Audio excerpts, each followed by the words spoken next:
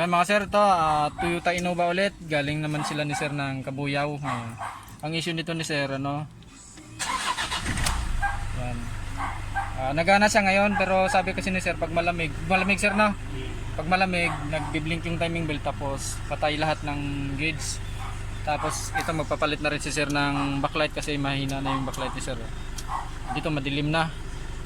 Tapos yan dito, mahina na rin.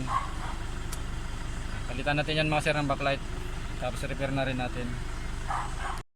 Ito mga sir, i-repair natin to. Toyota Innova panel gauge.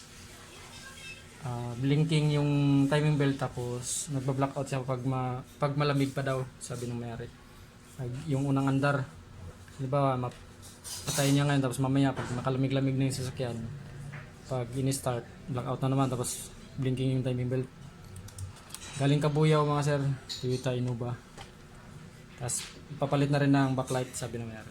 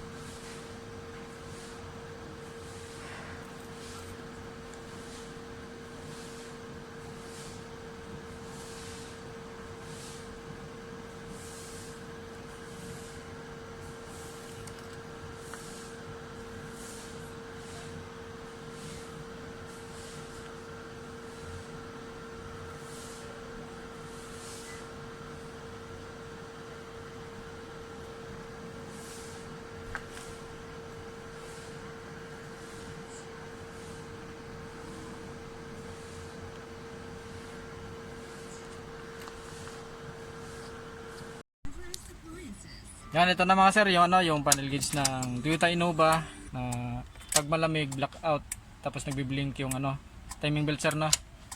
Tapos nagpalit na rin si sir ng ng backlight. Yan.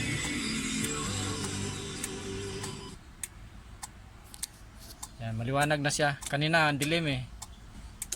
Wala halos makita sir kanina, no? Ngayon maliwanag na.